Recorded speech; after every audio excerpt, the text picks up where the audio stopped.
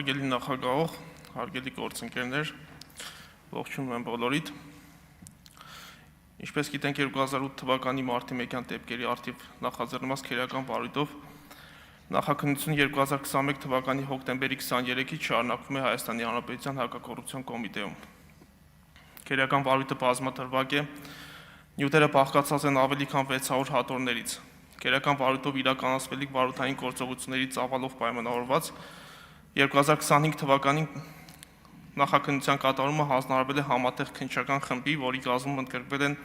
Հայաստանի Հանրապետության քննչական կոմիտեի եւ Հայաստանի Հանրապետության հակակոռուպցիոն կոմիտեի 24 քննիչներ։ Մարդու իրավունքների եվրոպական դատարանը 2025 թվականի սեպտեմբերի 18-ին հրապարակել է Ֆարմանյանի եւ այլոք ընդդեմ Հայաստանի գործով վճիռը։ Ի թիվս հայտնի վճռով արձանագրվել է, որ 2008 թվականին Երևանում զանգվածային բողոքի ցույցերի ընթացքում տեղի ունեցած մահերը հանդիսացել են ոստիկանության անհամաչափ ուժի կիրառման հետևանք։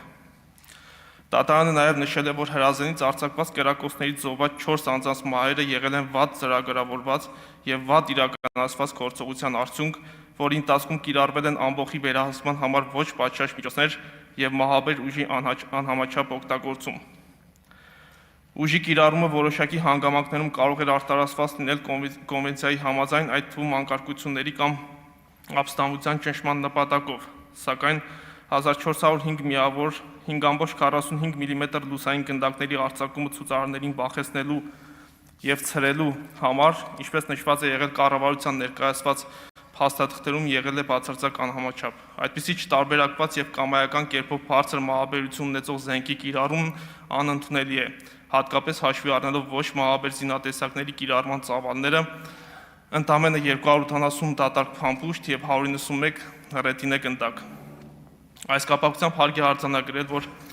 2018 թվականից հետո կատարված նախաքննությամբ հիմնավորվել է, որ 2008 թվականի մարտի 1-ի երեկոյան Երևան քաղաքի Լեո Պարոնյան եւ այլ փողոցներում արդենից տեղակայված են եղել Հայաստանի Հանրապետության զինված ուժերի ստորաբաժանումներ, ովքեր հրազեն են կիրառել, հիմնականում կրակելով օդ, իսկ առանձին դեպքերում նաև շենքերի վերին հարկերի ու տանիքների ուղղությամբ։ Այս հանգամանքը քողարկելու եւ զինված ուժերի մասնակցությունը բացառելու նպատակով բազմաթիվ ոստիկանության զորքերի եւ այս ստորաբաժանումների ծառայողները քննության ընթացքում տվել են ուղղորդված բովանդակությամբ կեղծ ցուցմունքներ, որ իբրև իրենք են մարտական հրազենով կրակոցներ արձակել։ Հայաստանի Հանրապետության ոստիկանության զորքերում եւ ոստիկանության Երևան քաղաքի վարչության Էրեբունու բաժնում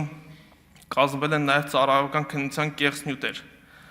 Այսինքն ակնհայտ է, որ մարտական փամփուշտներով կրակոցներ արձակած զինված ուժերի ներկայացուցիչները չեն հարձակնվել, նրանց գործողություններին որևէ գնահատական չի տրվել, քանի որ քննությունն ի սկզբանե կրակոցների արձակումը վերագրել է ոստիկանության զորքերի առանձին զինծառայողների, ինչն իրականությանը չի համապատասխանել։ Այս մասով կատարվում են համապատասխան ապացուցողական եւ վարութային այլ գործողություններ, գործընթացի հետ առնչություն ունեցած պաշտոնատար անձանց արարքներին իրավական գնահատական տալու համար։ Դատարանը KS-23 տեսակի հատուկ միջոցից արձակված Չերյոմուխայի 7 գազային նռնակից սպանված 3 անձանց մասով արձանագրել է, որ հատուկ միջոցներն ակնհայտորեն պատշաճ չեն կիրառվել, հաշվի առնելով վնասվածքների ծանրությունն ու տեղակայումը։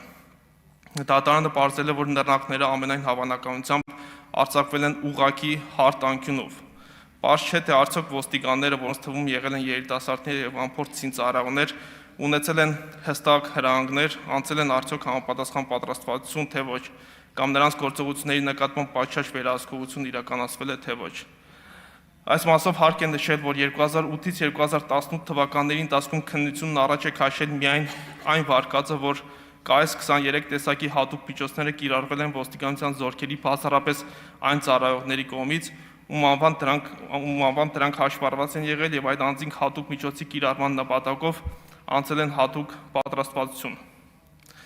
Ավելին 2009 թվականի օգոստոսի 28-ին Քերական օրենսգրքի 373-րդ հոդվածի համապատասխան մասերով զենքի հետ վարվելու կանոնները խախտելու համար մեղադրանքներ են առաջադրվել ոստիկանության ներքին գործերի ծառայողներ հիշյալ դեպքերի ժամանակ KS-23 տեսակի հատուկ միջոց կիրառած Լևոն Հակոբյանին, Ավետիք Ատաբեկյանին, Մկրտիչ Ղարիբյանին եւ Վարդան Սահակյանին։ Մինչդեռ 2018 թվականից հետո կատարված քննությամբ հիմնավորվել է, որ 2008 թվականի մարտի 1-յան դեպքերի ժամանակ Երևան քաղաքի կենտրոնական փողոցներում կրակոցներ են արձակվել ոչ միայն ոստիկանության զորքերի հաշվեկշռում գտնվող հիշյալ 4 անձանց անվամբ հաշվառված KS-23 կարաբիններից և 2 միավոր չպարզված զենքերից։ Ընդ որում հիմնավորվել է, որ 2008 թվականի մարտի 1-ին KS-23 տեսակի կարաբինը ամրացված է եղել նաև ոստիկանության զորքերի հատուկ նշանակության ջոկատի հատուկ միջոցների կիրառման խմբի անդամ Լևոն Հակոբյանին և նա 2008 թվականի մարտի 1-ին ներգրաված է եղել Երևան քաղաքի Գրիգոր Լուսավորիչ Պարոնյան և Լեո փողոցներում տեղ ունեցած միջոցառումներին, սակայն այդ ընթացքում կարաբինը չի գտնվել Լևոն Հակոբյանի մոտ և նա Չերեմուխա 7 տեսակի գազային նռնակ պարունակող փամփուշտներով կրակոցներ չի արձակել։ Հավաքված ապացույցներով հիմնավորվել է, որ Լևոն Հակոբյանին ամրացված հատուկ միջոցը կիրառել է ոստիկանության զորքերի մեկ այլ ծառայող։ Վերագրյալով պայմանավորված 2023 թվականի սեպտեմբերի 30-ին որոշում է կայացվել Լևոն Հակոբյանի նկատմամբ հարուցված հանրային քերական հետապնդումը դադարեցնելու մասին։ Քերական դատավարության օրենսգրքի 17-րդ հոդվածի առաջին մասի առաջին կետի հիմքով, այն է, անձը չի կատարել իրեն մեղսագրվող արարքը։ Նկատի ունենալով, որ հիշյալ անձանց մեղսագրված ենթադրյալ հանցանքների կատարման պահից 2008 թվականի մարտի 1-ից անցած է եղել շուրջ 15 տարի, նրանք չեն առարկել և խնդրել են, որ իրենց նկատմամբ հարուցված հանրային քերական հետապնդումը դադարեցվի վաղեմության ժամկետներն անցնելու հիմքով։ Ուստի հսկող դատախազի կողմից 2023 թվականի սեպտեմբերի 30-ին որոշումներ են կայացվել հիշյալ անձանց մասով քերական հետապնդումը դադարեցնել քերական պատասխանատվության ենթարկելու վաղեմության ժամկետն անցած լինելու հիմքով։ Միևնույն ժամանակ հարկ է նշել նաև, որ Հայաստանի Հանրապետության տարածքում գործող փորձագիտական հիմնարկների հնարավորությունների օգտագործմամբ, ինչպես նաև Հայաստանի Հանրապետության սահմաններից դուրս կատարված փորձաքննություններով պարզվել է, որ Գոր Քլոյանի, Տիգրան Խաչատրյանի և Արմեն Ֆարմայանի մարմիններից հանված Չերեմուխա 7 գազային նռնակի բեկորների վրա առկա կրակման հետքերը պիտանի չեն կոնկրետ զենքի նույնականացման համար։ Այդ պատճառով չի պարզվել, թե կոնկրետ որ զենքից արձակված կրակոցի հետևանքով են վիրավորվել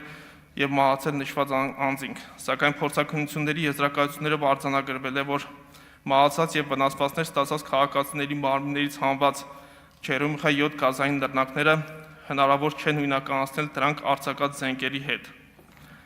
Չերեմուխա 7 տեսակի փամփուշտի գազային նռնակի հնարավոր նույնականացում կատարելու հնարավորություն ընձեռող սարքավորումներ ձեռք բերված լինելու, արտասահմանյան երկրներում այդպիսի փորձաքննություններ կատարելու հնարավորություն ունենալու մասին տվյալներ ստանալու նպատակով քննության ընթացքում պարբերաբար տեղեկատվության պահանջներ են ուղարկվել ինչպես Հայաստանի Հանրապետության գործող փորձագիտական հիմնարկներին, այնպես էլ արտասահմանյան երկրներում գործող փորձագիտական կենտրոններին, սակայն դրանց ի պատասխան հայտնվել է, որ նոր տվյալներ ձեռք չեն բերվել, որպեսզի հանգամանքով պայմանավորված դեռևս հնարավոր չի եղել նույնականացնել Չերեմուխա 7 տեսակի փամփուշտի գազային նռնակը կրակող զենքի հետ։ Դատարանի որոշմամբ նշվել է նաև, որ Ազատության հրապարակում ոստիկանության ներխուժումն ակնհայտորեն սրել է իրավիճակը և հասարակական կարգի վատթարացումն առավել քան կանխատեսելի է եղել։ Այս մասով հարկ է նշել, որ ներկայում քերական վարույթի շրջանակներում հանրային քերական հետապնդում է հարուցվել Հայաստանի Հանրապետության ոստիկանության պետի նախկին տեղակալ Սաշա Աղաֆյանի նկատմամբ, ով մեղադրվում է 2003 թվականի ապրիլի 18-ին ընդունված Հայաստանի Հանրապետության քերական օրենսգրքի 38-309 հոդվածի երկրորդ մասով։ Այն բանի համար, որ նա զբաղեցնելով հիշյալ պաշտոնը 2008 թվականի մարտի 1-ին անցնելով իր պաշտոնական լիազորությունները այլ հանձանց հետ հանցակցությամբ կազմակերպել է ոստիկանության տարբեր ստորաբաժանումների կողմից բռնության և հատուկ միջոցների գործադրմամբ զուգորդված Երևան քաղաքի Ազատության հրապարակում նստացույց անող խաղաղ ցուցարարներին ցրելու, ապա քաղաքի կենտրոնական հատվածներում նրանց կուտակումները, հնարավոր ցույցերն ու հավաքները բացառելու գործողությունները։ Այդ անձանց իրավունքներին և օրինական շահերին, հասարակության և պետության օրինական շահերին պատճառելով էական վնաս։ Առաջիկայում մեղադրյալ Սաշա Աղաֆյանի մասով նախաքննության ավարտ կհայտարարվի։ Դատարանը նաև արձանագրվել է, որ քննության հիմնականում ուղղված է եղել քաղաքական ընդդիմության նկատմամբ քերական հետապնդմանը, այլ ոչ թե ոստիկանության գործողությունների գնահատմանը, ինչը ստեղծել է քաղաքական կողմնակալության տպավորություն։ Մի շարք ոստիկաններ ներգրավված են եղել ամենակարևոր ապացույցների ձեռքբերման մեջ, օրինակ բալիստիկ եզրակացությունների կազմմանը, ինչը ևս ավելի է նվազեցնել քննության անկախության երաշխիքները։ Այս մասով հարկ է նշել, որ քերական վարույթով հանրային քերական հետապնդում է իրականացնում նաև դատաձգաբանական փորձակնություն իրականացած փորձագետ Հովհաննիսյանի նկատմամբ, ով մեղադրվում է 2003 թվականի ապրիլ 18-ին ընդունված քերական օրենսգրքի 38-349 հոդվածի 3-րդ մասի առաջին կետով, քանի որ քննությամբ հիմնավորվել է, որ նա որպես փորձագետ օժանդակել է ապացույցներ կեղծելու գործընթացին։ Մեղադրյալ Հովհաննիսյանի գտնվելու վայրը չի պարզվել եւ նրա նկատմամբ հայտարարվել է հետախուզում։ Դատարանը որոշմամբ նշել է նաև, որ լուրջ փորձեր չեն եղել բողոքի ցույցերը ճնշելու ժամանակ AK-74 ինքնաձիգեր եւ մակարով ատրճանակներ օգտագործող ոստիկանական ուժերին նույնականացնելու եւ հարձակնելու համար։ Ոչ մի պատշաճ քայլ չի ձեռնարկվել 3 զոհերի մարմիններից հանված փամփուշտները դրանք արձակած զենքերի հետ համադրելու համար կամ թե ինչ է պատահել նրանց, ովքեր սպանվել են չվերականգնված փամփուշտներից կամ անհայտ առարկայից։ Այս կապակցությամբ հարկ է նշել, որ քերական վարույթով հիմնավորվել է, որ 2008 թվականի մարտի 1-ին եւ 2-ին Երևան քաղաքում տեղի ունեցած իրադարձությունների ժամանակ զինված ուժերի ապօրինի մասնակցության հանգամանքը թաքցնելու նպատակով Հայաստանի Հանրապետության բարձրաստիճան պաշտոնատար անձանց կազմակերպմամբ քերական վարույթով նախաքննություն իրականացնող քննչական խմբի առանձին անդամներ եւ ոստիկանության պաշտոնատար անձինք փոխել են դեպքի վայրի զննությամբ հայտնաբերված եւ փորձակնության օբյեկտ հանդիսացող կրակված պարկուշները, ինչպես նաև կազմել եւ քերական գործին գծել են իրականությանը չհամապատասխանող տեղեկություններ պարունակող դատավարական փաստաթղթեր, թաքցրել կատարված հանցագործության դեպքերը։ Բացի այդ, սպանված եւ մարմնական վնասվածքներ ստացած անձանց մարմիններից հանվել են 5.45 եւ 9 մմ տրամաչափի հրազաններից արձակված 6 հատ գնդակներ, որոնց փորձագիտական հետազոտմամբ պարզվել է, որ դրանք արձակվել են 5 տարբեր հրազաններից։ Հետևաբար ակնհայտ է, որ 3 զոհերի մարմիններից հանված փամփուշտները դրանք արձակած զենքերի հետ իրական համադրում չէր կարող կատարվել։ Ավելին, նման պայմաններում վարույթ իրականացնող մարմինը ներկայում նույնպես զրկված է համապատասխան փորձակնությունների միջոցով պարզել, թե մարտի 1-յան իրադարձություններից հետո Երևան քաղաքի կենտրոնական փողոցներում հայտնաբերված 1000-ից ավել պարկուշները կոնկրետ որ զենքերից են կրակված եղել։ Ի ժամանակի ընթացքում Պաշտպանության նախարարության եւ ոստիկանության հաշվեկշռում գտնվող բազմաթիվ ինքնաձիգեր խոտանվել են, հալման միջոցով ոչնչացվել, կորել կամ այլ պատճառով հանվել շրջանառությունից։ Այս դրվագներով քերական վարույթով ստեղծված քննչական խմբի անդամներից Արմեն Հակոբյանին մեղադրանք է ներկայացվել քերական օրենսգրքի 308-րդ հոդվածի 2-րդ մասով եւ նրա վերաբերյալ քերական վարույթը մեղադրական եզրակացությամբ ուղարկվել է դատարան։ Քերական գործով նախաքննություն իրականացած քննչական խմբի ղեկավար Վահագն Հարությունյանը նույնպես ներգրավել է որպես մեղադրյալ 2003 թվականի ապրիլ 18-ին ընդունված քերական օրենսգրքի 308-րդ հոդվածի 2-րդ մասով, 38-349-րդ հոդվածի 3-րդ մասի առաջին կետով, 309-րդ հոդվածի 2-րդ մասով եւ 38-314-րդ հոդվածի առաջին մասով։ Այն բանի համար, որ որպես քննչական խմբի ղեկավար կազմակերպել է քննչական խմբի քննիչների եւ ոստիկանության ծառայողների կողմից դեպքի վայրի զննությամբ հայտնաբերված եւ փորձագետներին ներկայացված տարբեր տրամաչափի կրակված պարկուշները փոխելու գործընթացը, ինչպես նաև խեղաթյուրել Հայաստանի Հանրապետության զինված ուժերի մասնակցությունը մարտի 1-յան իրադարձություններին, այդ կերպ օժանդակելով մարդու իրավունքների եվրոպական դատարանում Հայաստանի Հանրապետության կառավարության լիազոր ներկայացուցիչի պաշտոնը զբաղեցրած Գևորգ Կոստանյանի կողմից առանձնապես ծանր հանցագործություն թաքցնելուն եւ պաշտոնական կեղծիքներ կատարելուն։ Վերջինը եւս գտնվում է հետախուզման մեջ, խափանամիջոց կիրառված չէ։ Նախին գլխավոր դատախազ Գևորգ Կոստանյանի այս դրվագով ներգրավել է որպես մեղադրյալ 2003 թվականի ապրիլ 18-ին ընդունված քերական օրենսգրքի 38-308-րդ հոդվածի 2-րդ մասով, 38-349-րդ հոդվածի 3-րդ մասով եւ 314-րդ հոդվածի առաջին մասով։ Նա նույնպես գտնվում է հետախուզման մեջ։ Այնուամենայնիվ հարկ է նշել, որ 2018-ից 2019 թվականներին տարբեր անձանց կողմից քննության ներկայացվել են դեպքի վայրից հայտնաբերված կրակված պարկուշներ, գնդակ եւ փամփուշտ ու նշված օբյեկտներով նույնպես իրականացվում է փորձակնություն։ Մասնավորապես ներկայում Հայաստանի Հանրապետության քննչական կոմիտեի փորձաքերագիտական կենտրոն ՊՕԱԿ-ում իրականացվող փորձակնության շրջանակներում պարբերաբար հետազոտությանն են ներկայացում 9 մմ տրամաչափի մակարով տեսակի ատրճանակները, որոնցով իրականացվում են համեմատական հետազոտության աշխատանքները եւ համեմատվում են սպանված Դավիթ Պետրոսյանի եւ Զաքար Հովհաննիսյանի դիակներից հանված 9 մմ տրամաչափի փամփուշտի կրակված գնդակների եւ այլ օբյեկտների հետ։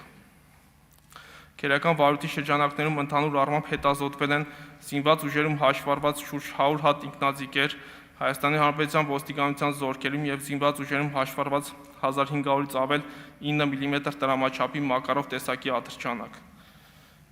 Քերական վարույթով նախաքննությունը շարունակվում է եւ ներկայում հաշվի առնելով նաեւ մարտի